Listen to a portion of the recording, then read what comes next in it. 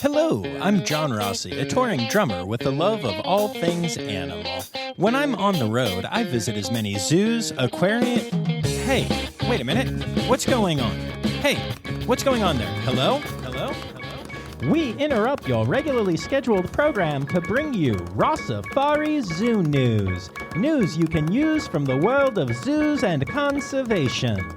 Every week, we bring you breaking news and analysis from around the globe, featuring the animals you love and the people who care for them. And here's your anchorman, John Rossi.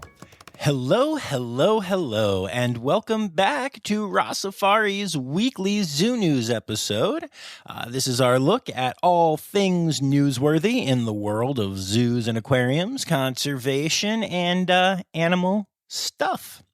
I'm really excited to have you all here, and it's the start of Zoo News for Season 3, so welcome to Season 3 Zoo News, woo, yay. Anyway, speaking of new things, if you are listening to this on Friday, July 29th, when it drops, I am going to be at Mount Gretna, the theater at Mount Gretna, tonight and tomorrow, performing a brand new show called Less Honkin', More Tonkin'. Yeah, that's the name of the show. This is a country kind of tribute-y show that is written by my buddy Jason, who I do Great Balls of Fire with, and he wrote that show as well. And it's probably going to be a lot of fun. I don't know, because I haven't really gotten to it yet. I'm recording this on Wednesday night, and we'll be doing the show tomorrow. Our tech and running through everything. So the people who are involved more heavily have been rehearsing a little bit, but I have not. I'm just going to show up and play the drums because that's what I do, and I'm pretty excited about it. But what I'm more excited about is also musical. So Miles is turning 8 on August 10th. And it's weird. It seems like that's his birthday every year. It's so strange. But yeah, even on a leap year. Yeah, so weird. I know, right? But anyway, so Miles has really expressed an interest in learning guitar recently, y'all. And, he has a djembe that Zoe brought him from Africa. And that's a little hand drum for those of you that don't know that. I mean, they make quite large ones as well, but his is little. And my mom's gotten him a harmonica and stuff. He got a keyboard, but never got any lessons and never really learned it. But this is the first time that he has really expressed a real interest in a musical instrument. So, professional musician dad here is all in on making this an awesome experience. So when I was visiting with him today, I took him to Guitar Center, and we sat with a bunch of acoustic guitars and then electric guitars. And since he's just turning 8, he needs to have a 3/4 size guitar. And we found a gorgeous Martin acoustic guitar that was that size, that was just beautiful and wildly expensive for a kid's guitar. But, of course, my son has good taste in instruments. It's genetic, I'm sure. And so he sat and he strummed it. And, we went out and we had him play a little 3/4 size Stratocaster as well, the Fender electric guitar. And I don't know, he really loved the acoustic guitar. And he looked at me and he said, "Yeah, Dad, I don't know. The acoustic just speaks to me. It feels like home." And I have to tell y'all that melted my heart. I have, very deep relationships with some musical instruments. There are some drum sets that I am madly in love with. There are some drum sets that I have to play on that I tolerate. It's a thing, and it's hard to say why. Sometimes some of the kits that I like are cheaper than the ones I don't like and stuff, and technically not made of as good of materials or whatever. But I have to tell y'all, in my experience, sometimes an instrument just speaks to you, and that is a beautiful thing. Like, musicians have a bond with their instruments. Oftentimes we name them. It's a thing. And so I'm really excited that Miles is really excited about playing guitar. And I made him sit there and strum it and hold the strings down until his fingers got the little notches in them that when you first start playing, and like showed him that it will hurt and you have to kind of get through that pain and build some calluses, and told him, there's this expression that musicians have where I played until my fingers bled, because they do. And we talked about it, and he's still just like, I don't care. I feel like I'm supposed to do this. Let's do it.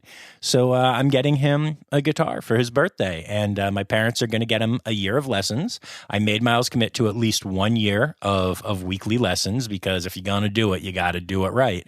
And so that is my big exciting news for this week. Miles is getting a guitar, and of course I'm looking for either that one at Guitar Center or one like it that is a really good guitar, even for starting off. The better the instrument, the easier it is to learn how to play on. So that is my exciting news, and I guess that's really all I have to say about that. And no, for those of you wondering, I'm not disappointed that it's not drums. I'm just excited that he's excited about an instrument. Okay, cool. So yeah, Zoo News. You can tag me at Rossifari on Instagram and Facebook and Twitter, or at Rossifari Pod on TikTok. If you see any Zoo News worthy articles out there, or videos, or whatever. And you can also email me, rossifaripod@gmail.com. And if you do that, I'll say your name at the end of the episode when I'm saying thanks. So cool. Do that, and hit subscribe and follow all the things and do all the things, and let's do Zoo News. 1, 2, 3, 4. Ow, that's a funky monkey, tree kangaroo, or a binturong. It's Zoo News. Yeah.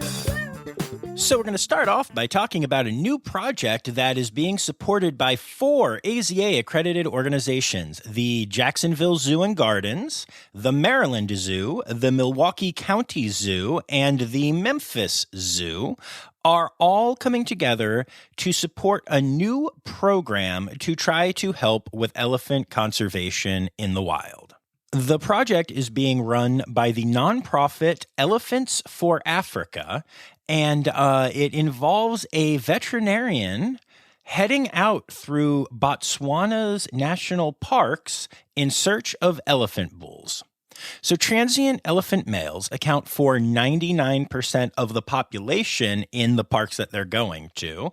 And no one really knows what the animals do as they travel through the parks, which makes them vulnerable to poaching. There's also just a ton of human-elephant conflict in the area.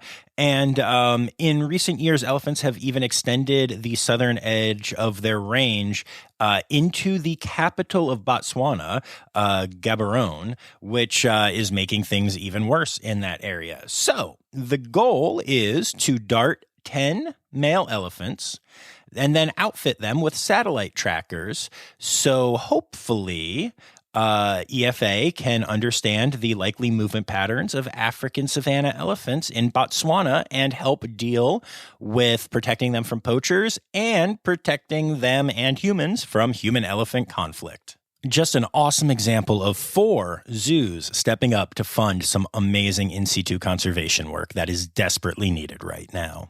The Columbus Zoo and Aquarium recently announced their impact report for the year 2021. And this is a 22-page document that talks about all kinds of stuff. Many things in it have already appeared on Zoo News. But there were some really interesting numbers that I found absolutely fascinating in here. So there are 1,032 animals that needed medical events, as they are termed, and there were 6,601 medical events performed on those animals in that year. That is 18 medical events per day, including 146 ultrasounds, 175 CT studies, and 282 radiograph studies. There were 3,609 samples collected for diagnostic purposes from various animals. 1,811 fecal samples were collected, and 1,510 blood samples were collected. And in total, the veterinary team there did 27,626 total tests on animals at the Columbus Zoo. That is absolutely incredible. And to be clear, that is just at the Columbus Zoo and does not include the wilds, which have their own numbers. Under the heading Conservation and Sustainability, the Columbus Zoo and Aquarium states that they supported 77 conservation projects, 7 emergency projects, and that these projects were involved in over 24 countries. They have released 2 imperiled species back into the wild, 120 hellbenders, and 134 American burying beetles. And they also recycled all kinds of cool stuff. I'm not going to go into all of the numbers because at some point it just gets crazy. And participated in 53 research projects that will help animals both in captivity and in the wild live better, fuller lives. Amazing work is being done at this zoo and zoos all around the country. Oh, and speaking of the Columbus Zoo, they've entered into a partnership with Ohio State University, which is pretty awesome. Basically, the Ohio State Department of Athletics are giving field turf that is already used to the zoo. And the zoo is using it for enrichment and for indoor habitats and for animals that can benefit from it. Of course, not all can, but many can. And there are certain animals that really seem to love it, including flamingos, goats, and even the Komodo dragon at the zoo. Pretty cool. So you remember how last season, but just a few weeks ago, I had an episode called the Shelter in Place Edition, and part of that was because people at Brookfield Zoo had to shelter in place because of somebody threatening harm to themselves and others. Well, recently people had to shelter in place at the Jacksonville Zoo. Now, no one actually threatened the zoo. However, there was a shooting that took place right outside the zoo in which even a police dog actually got shot, although was expected to recover. And because of that, people were not allowed to leave the zoo because there was an active shooter scene happening outside of it. So, I try not to be too political on this podcast outside of the politics of conservation and what can be done through legislation to help animals. And we'll actually talk about that more in conservation news. But this gun thing's a little out of control in the country. And that's all I'm going to say about that. And I'm not actually completely anti-gun, if I'm being honest with you. Happy to share more personally if anybody is curious. This isn't the place for a diatribe, but kind of feels like something needs to be done. I can't believe that we've had 2 different zoos have shelters in place. Shelter in places? Yeah, shelters in place orders. Shelter in place orders. There we go. In the last couple weeks. And yeah, I'm leaving that in to try and be a little funny. It's a heavy topic, but it's also a fun podcast. We're trying here, folks. A new rhino has been born at Cleveland Metro Parks Zoo, and now you can help name her. The female eastern black rhino calf was born on July 9th, and the calf is doing well. And with only around 750 remaining eastern black rhinos in the wild, it's a pretty important birth. But yeah, now you can help name the calf. You can vote with a donation either directly at the zoo at the Daniel Maltz Rhino Reserve, or by going to futureforwildlife.org/rhino naming. You can choose from Ali, meaning supreme, Anika, meaning sweet, and Dahlia, meaning gentle. All of the funds raised go to the African Wildlife Foundation, which protects rhinos by recruiting, training, and equipping wildlife scouts and anti-poaching patrols, and supporting training for law enforcement officers to stop wildlife crime. Wait a minute, what's that sound? Oh no, this must mean... G'day mates, it's time for news from Australia, so grab a Foster's and crack it open, cause here we go. Throw another prawn on the barbie and let's get to it. No. Oh, come on, Ren, I'm just having fun. No. Okay, geez, I'll stop with the accent. Goodness. But you do at least admit that Vegemite sucks, Foster's is awesome, and the Outback Steakhouse is 100% authentic, right? No. All right, so I recently discovered just a bunch of stories from Australia and one from New Zealand that I thought were worth mentioning. So Here are those stories. First of all, there is some real controversy happening down under right now, y'all. Almost $3 million of taxpayer money that was given to a theme park in Queensland to develop a state-of-the-art facility to protect koalas has been diverted to build, you guessed it, a new roller coaster. The park is known as Dream World, and the koala facility was going to be known as the Future Lab. And so during budget estimate hearings this week, the Queensland government's tourism minister were forced to admit that they did not know what happened to the cash. So they went on a quick search and found out that the wildlife project had been delayed and the funding was used to build the steel Taipan roller coaster. Upon further research, they found out that some people in the government did actually approve of this. This was not Dreamworld ripping off the government, because since Dreamworld was closed for a long time due to the COVID pandemic, they decided to focus on things that would get bodies back into the park first. And so they moved the money to build a roller coaster. Keep in mind, Australia has, in the last couple of years, dealt with fires, a chlamydia outbreak amongst its koala population, and not one but two major periods of flooding, all of which have just decimated the koala population. But, flip side of that, there's a new roller coaster.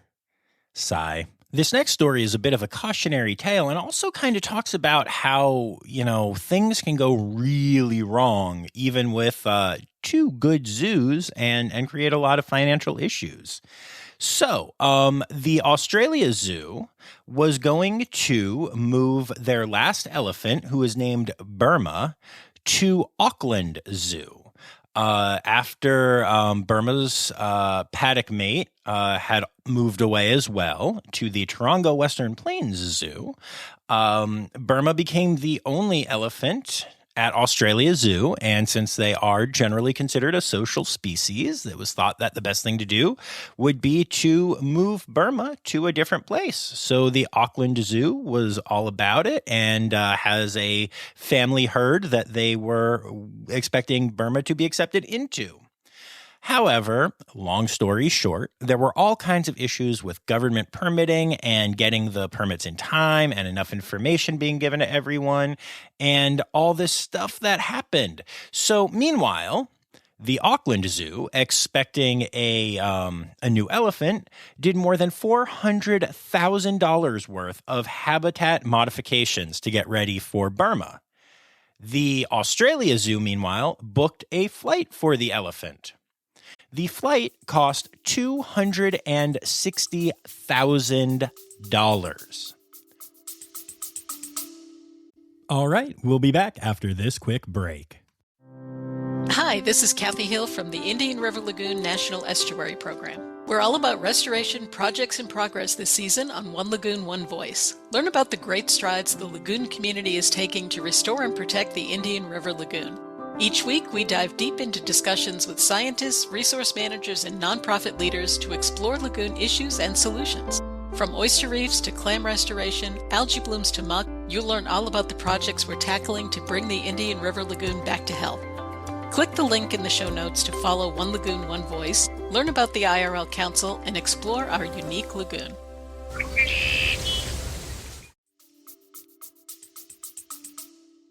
But after all kinds of issues, many which seem to happen behind doors, led to the permit to move this specific elephant from the Australia Zoo to the Auckland Zoo. It's not like they're shutting down ever moving elephants or anything. The deal was off. And now Burma is still living alone at the Australia Zoo, which they are working on getting her to somewhere else. And they were out all that money. The Australia Zoo actually was able to refund the $400,000 to Auckland Zoo that they spent on renovations for Burma.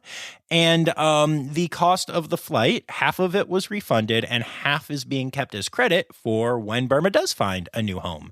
But yeah, that's two zoos that, at least temporarily, are out $660,000 because of some confusion over government permitting.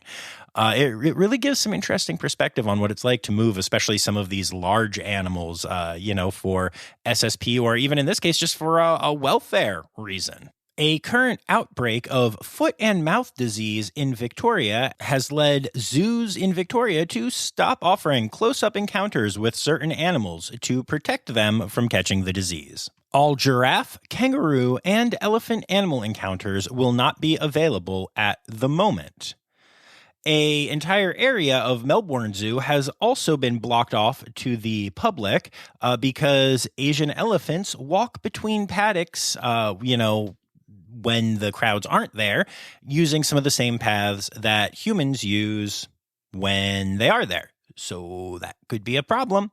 So that whole area is closed for right now. And also, if you are a person who lives with any livestock except for horses, you are asked not to visit the zoo at the moment, as well as if you've been to Indonesia recently.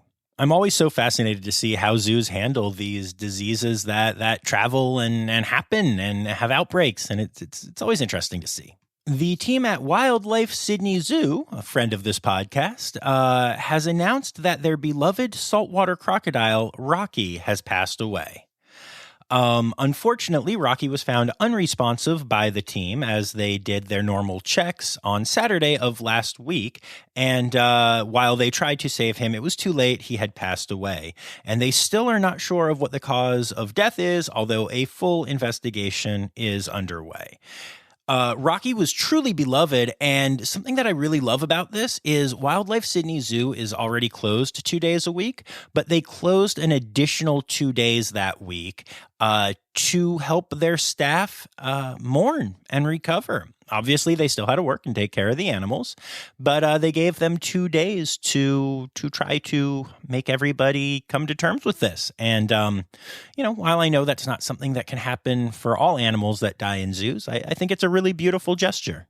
Condolences to everyone at the zoo for their loss, but also, gold star for the mental health stuff. I really appreciate seeing that.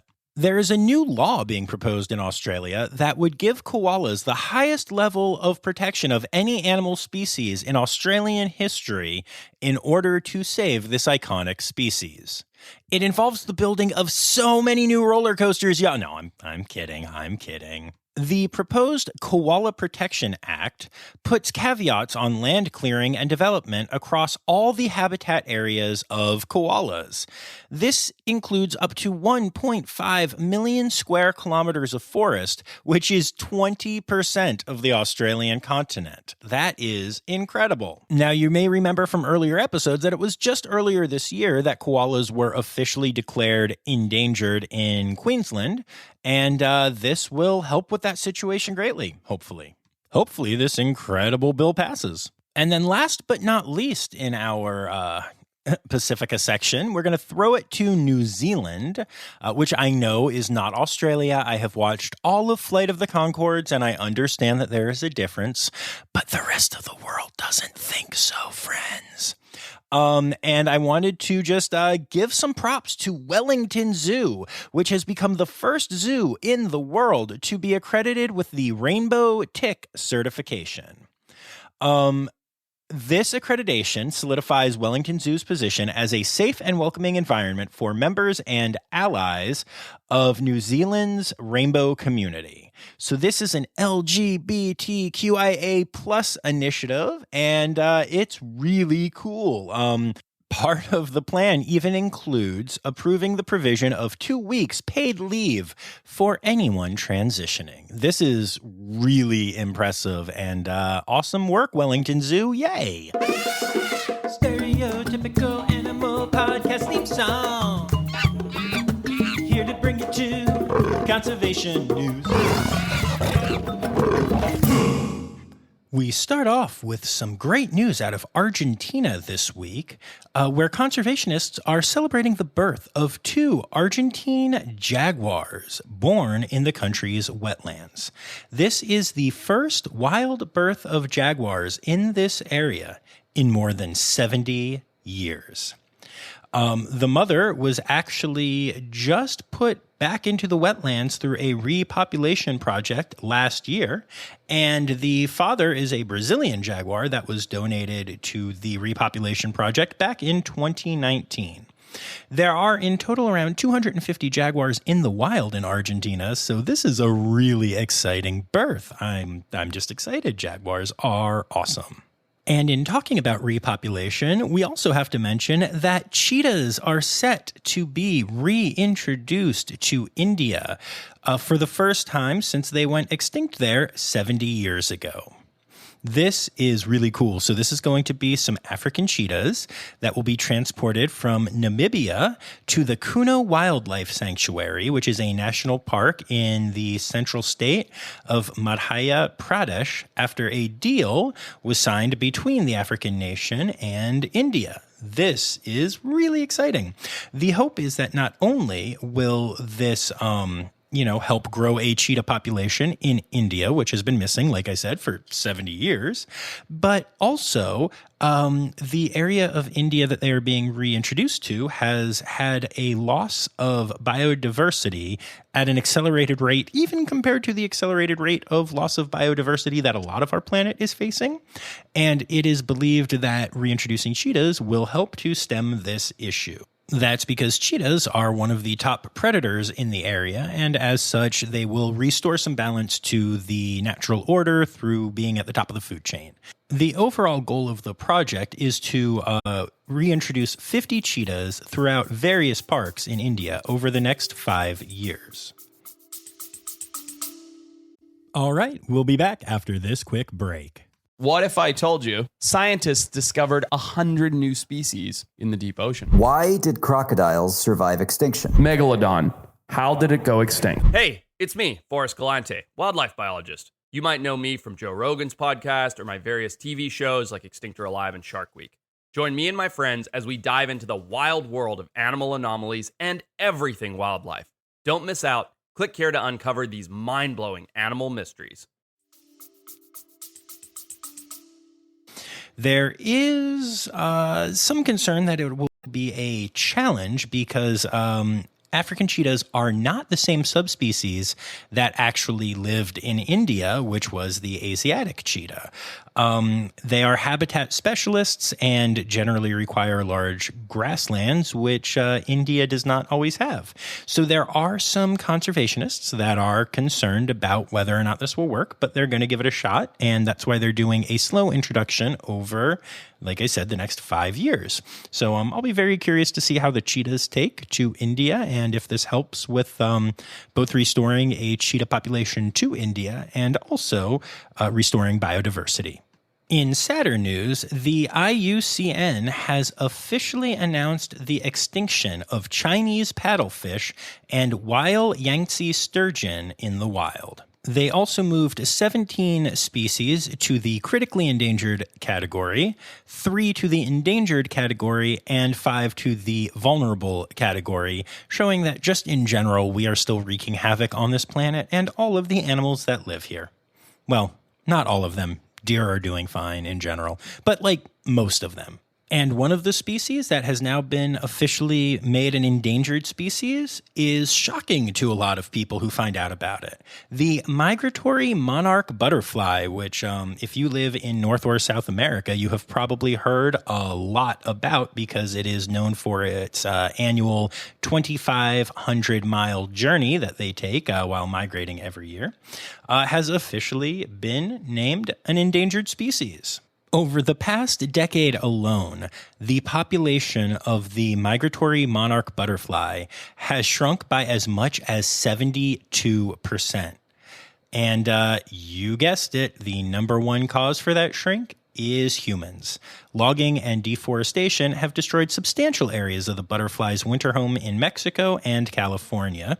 And because of that, there just aren't as many migrating anymore. It's a really big issue. These butterflies are dying off at an insane rate. And of course, they're also dealing with pesticides, which can kill them, and just, standard climate change stuff that we're doing and talk about all the time. So yeah, monarch butterflies, which not that long ago were very easy to see, are now an endangered species.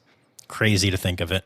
And while we're on the subject of extinctions and becoming more endangered, 2 studies recently came out that together point to the idea that the most distinctive birds are the birds that are at the highest risk of extinction. This is for a couple of different reasons. The first of which is that a lot of the most unique birds are highly specialized. Animals like the toucan, for instance, are highly specialized and serve a very specific, very important, but not super well represented ecological niche. And a lot of those ecological niches are disappearing as populations get more damaged by human and other issues. The second reason is that as the world continues to heat up, more and more bird species are likely to move to cooler regions in the face of this climate change, and as such, genetically will homogenize because that is how evolution works. So, as it becomes, less good for a bird to be a tropical species because they're going to cooler regions, they're going to start to lose some of those distinctive flavors that make these distinctive birds so incredible. So when you put these 2 studies together, it looks like the most distinctive birds are the ones we're going to lose next. And that's really sad. But okay, there is some happier news in the world of conservation this week. Tiger numbers are up 40% from just back in 2015. That is absolutely incredible. This is thanks to improved monitoring techniques and conservation programs. So it is believed that there are between 3,726 and 5,578 tigers in the wild. And even though the population is still considered endangered, their population is stable and increasing.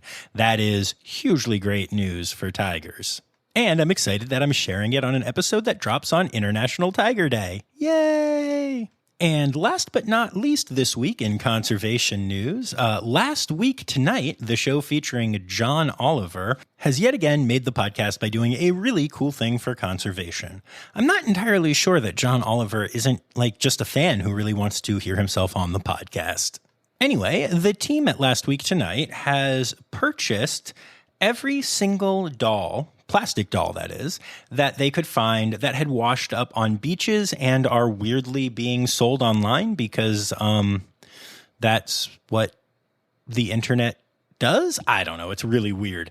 But they are getting rid of all of these dolls and making sure that they can't go back into the ocean by buying them all and then figuring out how to destroy them.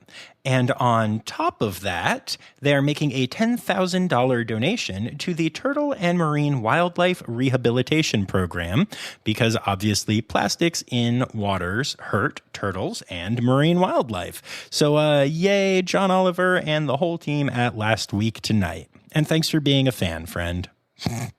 I wish. It's time for other news.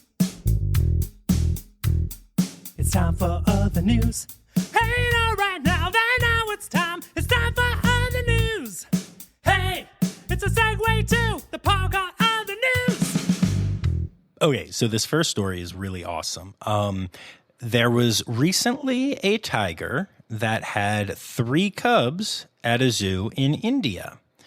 And one of the tiger cubs is tricolor, white, yellow, and black, which the zoo in question claims is the only tiger in the world with that coloration.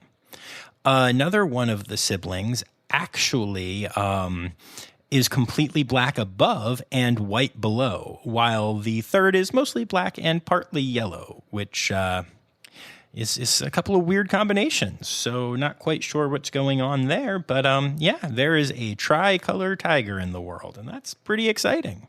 And last but certainly not least this week, a walrus in Norway is causing some trouble. A walrus that is named Freya has, honestly, thanks to the internet, created a bunch of fans for herself and also created a bunch of enemies because she is hanging out in harbors in Norway and hauling herself up to lounge on the boats.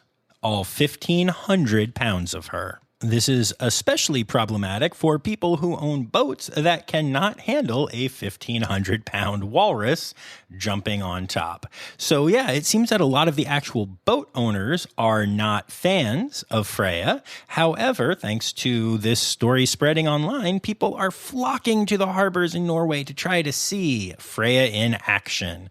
Unfortunately, both the people that try to get rid of her and all of her ardent fans showing up and being loud has been incredibly stressful and overwhelming for her. So yeah, it's really a bummer. She doesn't get any peace, and even the TV news crews keep getting too close to Freya, trying to get pictures and video, and in the process often trapping her so that she can't get away. And also there have been harbor officials that trail her and spray her with a hose to try to keep her off of boats.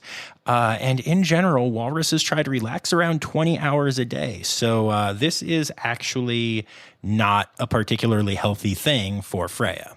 As of now, the government is doing everything that it can to get people to stay out of Freya's way, and they have mentioned that relocation is a possibility if the situation worsens significantly, but they don't want to do that, and they have definitely ruled out euthanasia. So that's really good news, and I'm pretty pleased about that. So yeah, this happens from time to time. Freya is not the first walrus that has ended up in Norway, and it seems like most of the time they stay for about a year or a year and a half and then head back to the Arctic. So most likely, given some more time, Freya will say goodbye and head back home. Animal, animal, animal holidays. Animal, animal, animal holidays. All right, and that brings us to our animal holidays for the week, and we're getting into a new month, so there is much to discuss. First of all, we are ending out July, which is Parks and Recreation Month, Plastic-Free July, National Bison Month, and Wild About Wildlife Month. And then, as I said, on Friday the 29th, when this episode drops, it is International Tiger Day. And then July 31st is both World Ranger Day and National Mutt Day. Then we turn the calendar to August, which is National Parks Month, National Catfish Month. August is for Antelope Month, and Asian Elephant Awareness Month. And they're pretty hard to not be aware of if you see them because they're large and make cool trumpety calls. Anyway, and then for your individual days in August, on the 1st you have Manga Bay Awareness Day, and the 2nd is Golden Lion Tamarin Day. And those are your animal holidays for the week.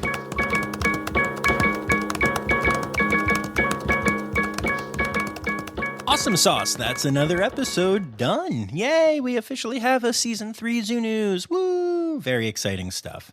Anyway, I'd like to say a huge thank you to Laura Schenk, my Red Panda level patron, and also thank everybody who contributed stories this week. Anya Keen, Colleen Lenahan, Kim Cooley, Emily Rockbuck, Dr. Becca Fuhr, Ren Howell, Dr. Zoe Vesley Gross, and Danny Poirier Larson. Thank you all for your contributions. And remember, friends, the words Newsy credits backwards is Steiderk Yiswen. The Rossifari podcast is produced, hosted, and engineered by John Rossi. Editing and fact-checking by John and Dr. Zoe Vesley Gross. Our theme song is Sevens by Nathan Burke, performed by Nathan and John. Interrupting John theme and additional voices by Taylor Isaac Gray. You can reach John directly on Instagram and Facebook at Rossifari or by email at rossifaripod@gmail.com. Rossifari is part of the Daydreamer Media Network. Now, stop listening to me and go visit a zoo.